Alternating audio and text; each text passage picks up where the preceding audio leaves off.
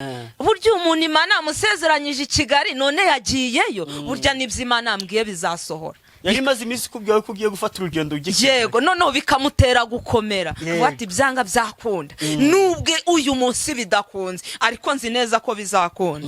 Yego wagezeho se umurimo w'Imana bigenda wagenze neza. Rahera Wow wagenze neza cyane. Ese undi uvuga ko umurimo w'Imana wagenze neza cyane iyo byagenze ute kuri wowe? Burya iyi Imana yaguhaye imbaraga ukabona icyo uvugira imbere y'ubwoko bwayo biba byagenze neza sibyo. Uzi guhagarara imbere y'abantu ukabura icyo uvuga ni ikibazo pe. Nshimiye abo babyeyi n'ukuri ndabashimiye cyane. Imana igihora ibahagarariye mu bintu byose bakora. Imana igihora ibahagarariye kandi imigisha ituruka mu gihugu cy'umwijuru ijya ibahoraho ibatembaho nk'uruzi. Yego mu byo bakoze byose iyo migisha ibatembeho. Yes, reka mbasuhuze abakunzi ba Concorde TV show aho merose mu Rwanda mu ntara enye ndetse no mu mujyi wa Kigali. Ayo mahanga mumva ikinyarwanda ndabasuhuje. Imana amoro nibane namwe kandi bahe umugisha nk'ibisanzwe ndi hatuma Imana Concorde. Reka mfate umwanya ngushimira wakanze subscribe ukadushyigikira twatuka umuryango mugari nawe ugiye kubona iki kiganiro aribwo bwa mbere ukayikanda nukuri ngusabiye umugisha nanjye nabasezeranije kutazajya mbicisha urungu. Niyo mpamvu mba nafashe uru rugendo nkajya kwirebera umukozi w'Imana imbere ya kamera. Turi kumwe na Mukanori Joseline. Mukanori Joseline niwe turi kumwe tugiye kuganira kugira ngo twumve imbaraga z'Imana, twumve uburyo Imana ikora, uburyo Imana ivuga, isezeranya, igasohoza. Tuguhaye ikaze. Yego murakoze. Yego kubanze udusengero kugira ngo Imana ituyobore. Yego Mana turagushimye turaguhimbaje kubera ko uri umukozi w'umuhanga. Twongeye kuvuga izina ryawe, twongeye kuvuga gukomera kwawe. Turagushimye kubera yuko waturinze ukihesha icyubahiro ku buzima bwacu. Izina ryawe nirishimwe. Waturinze mwami, imitego ya Satani yari myinshi ndetse n'ibyari bidukurikiye ni byinshi ndetse n'ibyari bishaka kutuvana mu mwanya ni byinshi ariko ndagushimiye ko wabanye natwe ukitamurura ku buzima bwacu ugakoresha itegeko tukabaho. Izina ryawe nirihabwe icyubahiro. Ndagushimye mwami kubera ko uri umukozi w'umuhanga. Nyemerera aka kanya ubane natwe. Comeje ni Satani n'abadayimoni, nirukanye imyuka mibi. Kora ku mwanzi ndaguheje, ahubwo mamagaye imbaraga z'ijuru kugira ngo zururukire muri twe zibane natwe ndetse zidukoresha iby'ubutware kubera ko ari nyiribiremwa. Mwami ngaho komeza ubane natwe, witambike mu byacu, Uwiteka uduhe ubwenge aka kanya twicaye ahantu, wiheshe icyubahiro n'abari buze kudukurikira ubahereze ubwenge, wiheshe icyubahiro. Niko mbisabye mbyizeye mu izina rya Yesu, amen. Amen. Imana ishimwe kandi habwe icyubahiro. Umeze ute? Meze neza. Ukunda kuraba muri telefone tukuganira nkabikubuza. Uyirambitse. Yego.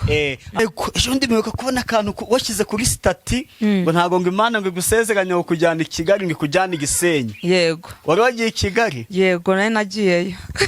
Yagiye kumara yikira kuyivugira. Nose ko wari wishimye cyane.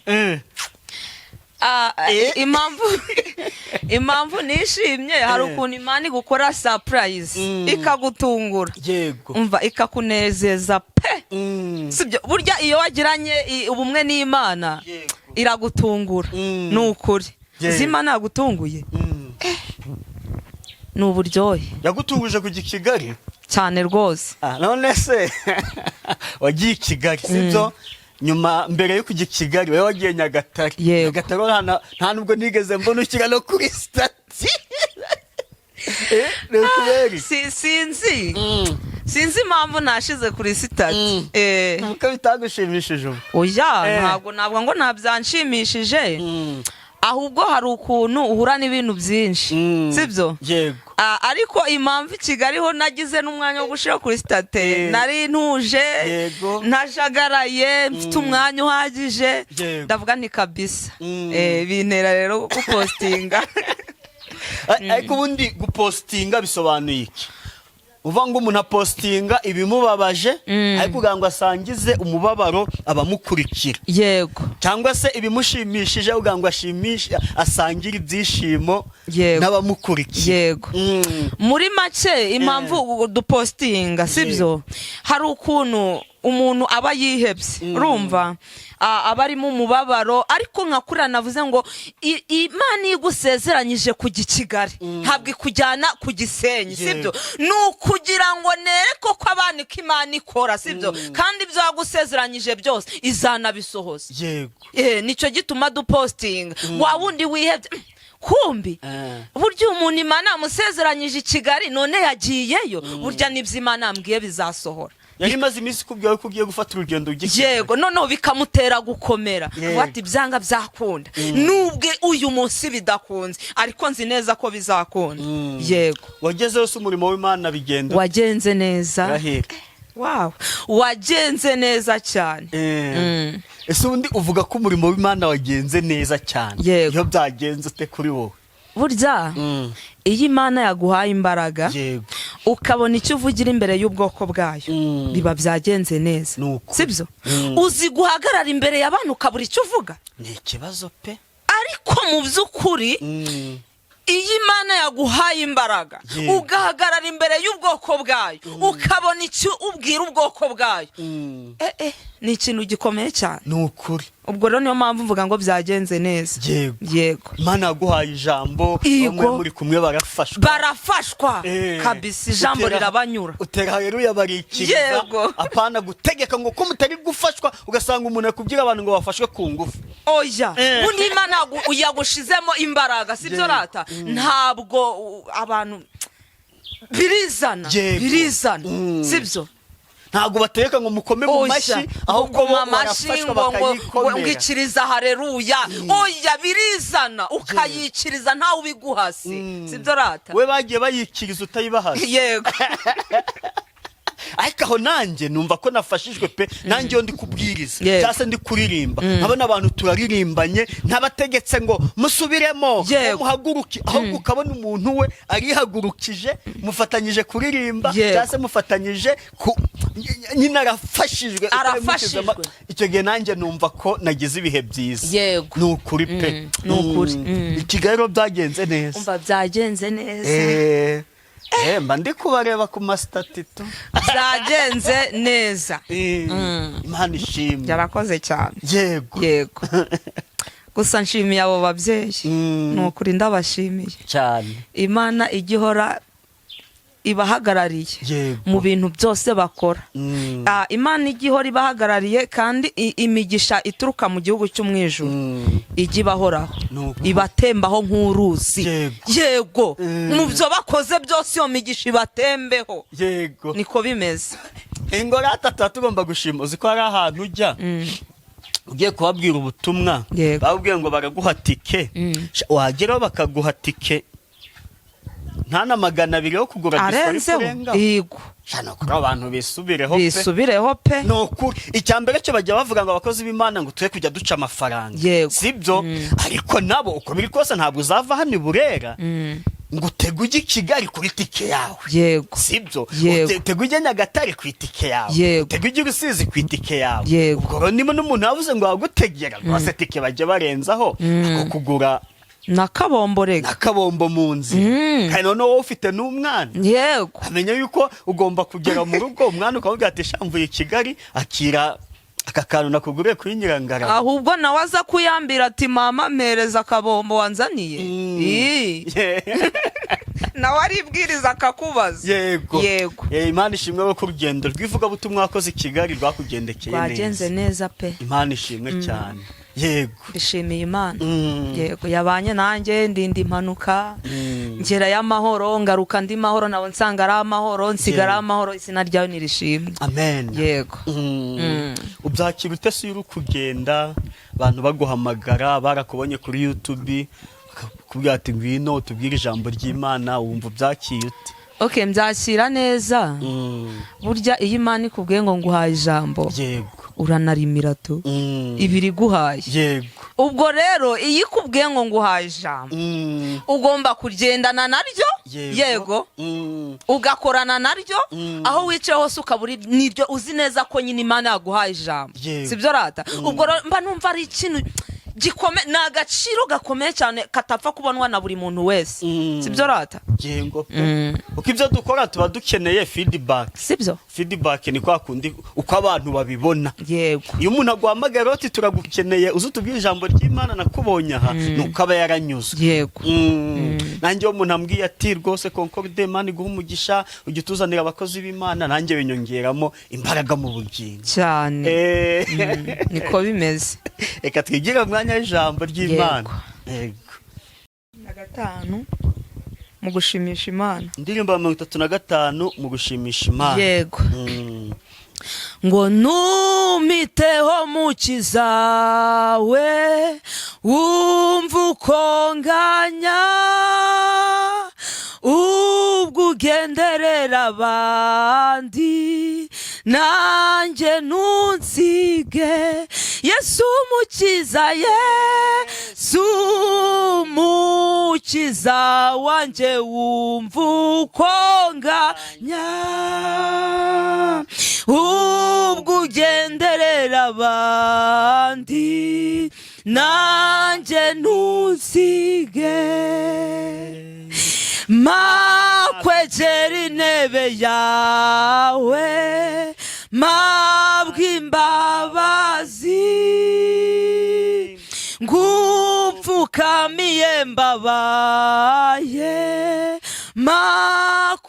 makukwizera. Yesu mukiza, Yesu mukiza wanjye wumva ukonganya, ubwo ugenderera abandi nanjye ntunsige. Nta wundi nakwizigira, ni wowe nshaka. Mvura ibikomere byanjye, umbabarire. Yesu mukiza, Yesu mukiza wanjye wumva ukonganya, ubwo ugenderera abandi nanjye ntunsige. Uri isoko y'amahoro, nyir'ubugingo, singira undi niyambaza keretse wowe.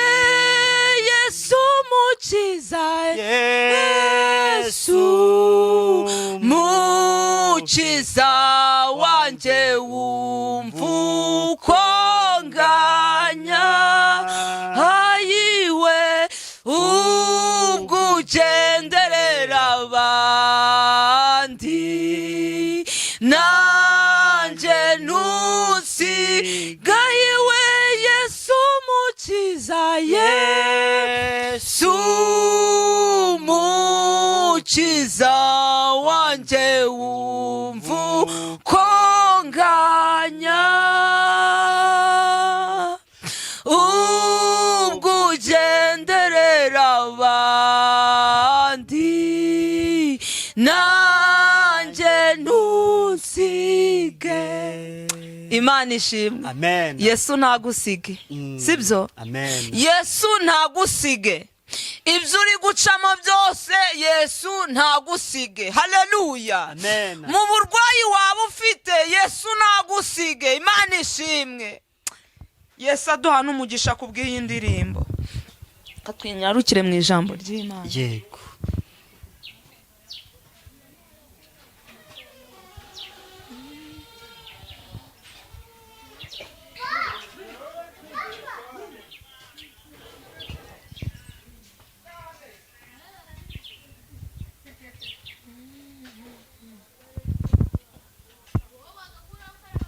twisomere iyi zaburi.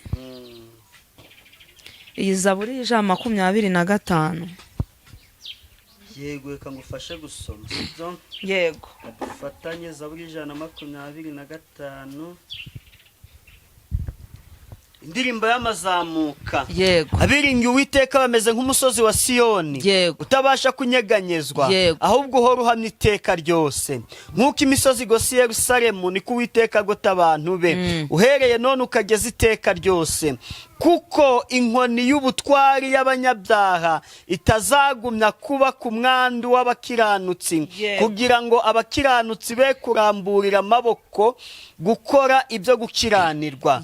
Uwiteka ugirire abeza ibyiza n'abatunganye mu mitima, ariko abiyobagiza mu nzira zabo zigoramye, abiyobagiriza mu nzira zabo zigoramye, Uwiteka azabajyanana n'inkozi z'ibibi. Amahoro abe mu Bisirayeli. Amen. Amen. Haleluya. Amen. Imana ishimwe. Ngo abiringiye Uwiteka bameze nk'umusozi wa Siyoni. Haleluya. Aka kanya ijambo riratubwiye ngo abiringiye Uwiteka. Ndagutangariza ko nawe ukwiriye kwiringira Uwiteka rata. Haleluya. Ikibazo cyose waba urimo iringira Uwiteka. Imiryango yakujugunye iringira Uwiteka. Bavuze kuzapfa nabi wiringira Uwiteka. Haleluya. Amen. Uwiringiye Uwiteka ameze nk'umusozi wa Siyoni. Nyemerera aka kanya wiringira Uwiteka. Haleluya. Mu kibazo cyose waba urimo iringira Uwiteka. Mu ntambara urwana iringira Uwiteka. Haleluya. Nubwo uburwayi bwawe kumaze igihe kirekire wiringira Uwiteka. Imana ishimwe.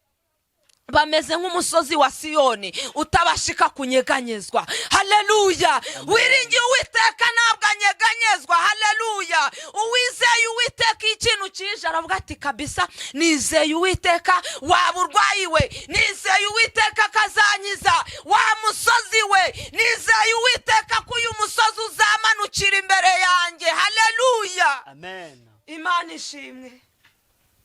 Yesu azatugirira neza. Mu bibaho byose wiringira Uwiteka. Mu bikugerageza byose wiringira Uwiteka. Haleluya.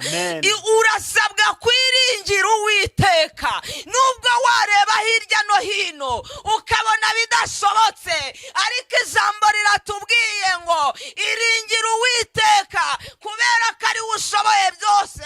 Ni wiringira Uwiteka azaguhereza agaciro. Ni wiringira Uwiteka uzabyara warabuze urubyaro. Ni wiringira Uwiteka amahoro azaba mu rugo rwawe. Ni wiringira Uwiteka buri kimwe cyose kizakunda. Haleluya. Amen. Haleluya.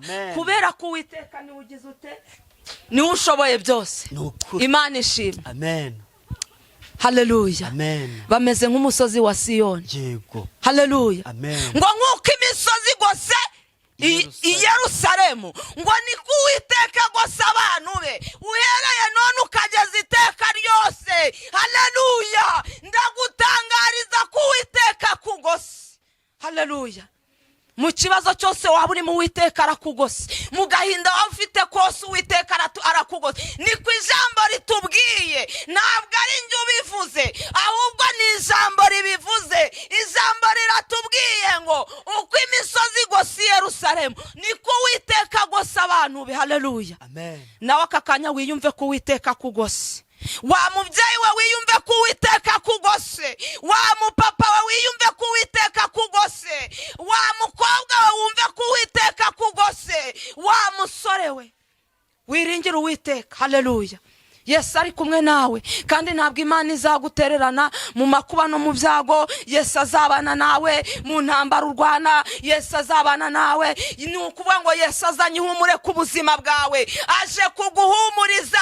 Wowe uri kuyikorera ku manywa na nijoro, wowe uri kuyisenga ku manywa na nijoro, Yesu aje kuguhumuriza. Yesu aje kukugota. Yesu aje kugukiza ubwo burwayi. Yesu aje kuguha urubyaro. Yesu aje kuguha amahoro mu rugo rwawe.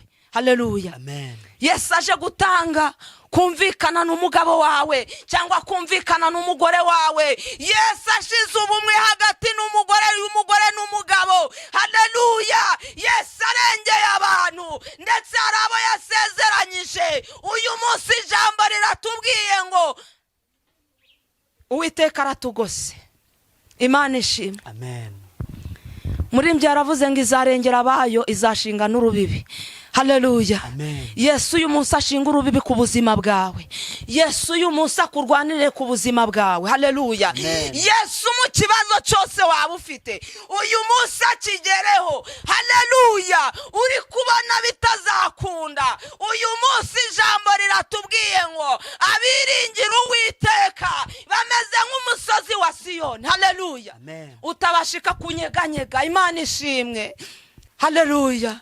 Uwo Yesu yagose nta kimuhangara. Uwo Yesu agose uburwayi buje yiringira Uwiteka. Kibazo runaka iyo kije yiringira Uwiteka, kubera ko Yesu niwe ushoboye byose kandi niwe karuhura w'ibibazo byose. Ariko ndagutangariza ko Yesu azanye ihumure ku buzima bwawe. Niba Yesu avuze ngo agosa abantu be nguhereye none ukageza iteka ryose, wiyumve ko nawe akugose. Yesu nta muntu atererana, ndetse Yesu nuwaheza. Nawe wumve ko Yesu akugose. Haleluya. Yesu arakugose. Yesu akugose impande n'impande. Yesu akugose mu byo ukora byose. Haleluya. Yesu arakugose. Kandi nakugota ntabwo arakugota uri wenyine, arakugota n'umuryango wawe wose. Haleluya. Kuko Yesu ni utanga amahoro, ariko Yesu abahereza amahoro. Yesu abahereze kugubwa neza. Yesu aguhereze gukira akakanya. Yesu aguhereze ibyishimo. Yesu aguhereze guseka nawe kubera ko ari ubitanga. Haleluya. Mwakire neza ijambo ry'Imana. Ishimiye Imana. Yego. Koze Imana iguha umugisha. Yego. Reka tugana ku musozo, utange nimero ubundi unadusengere. Nimero ni 078 666 456 89. Yego, karibu nisengesho. Mwami Yesu urakoze, urakarama, uruwera, uri umutabazi, ushoboye byose. Ndagushimye kubanye natwe ukiyesha icyubahiro, izina ryawe nirishimwe. Ndagushimye kubw'umuririmbwi Mwami, nongeye kugushima kubw'ijambo ryawe ndetse uhumurije abantu. Uravuga ngo uko imisozi igose Yerusalemu niko Uwiteka agose abantu be. Ndagushimye ko ari abantu ugose, ndagushimye ndetse ko ari abantu urengeye. Izina ryawe rihabwa icyubahiro. Ndagushimye ko hari abantu ukuye mu bwigunge, ndetse hari abantu uhaye amahoro, hari abantu Mwami uhaye gusinzira neza kubera ko uri umukozi w'umuhanga. Hari abantu ukuye mu buribwe, izina ryawe rihabwa icyubahiro. Icyo ngicyo ndakigushimiye. Ongera ubagotesha abamarayika bawe, ongera ubahaza ibyiza Mwami, ndetse ubahaza uburame kubera kuri Imana. Ongera utanga agakiza, ongera utanga imbaraga na Mwuka Wera, ongera uvugurura umurimo wawe Yesu kubera kuri Imana Data.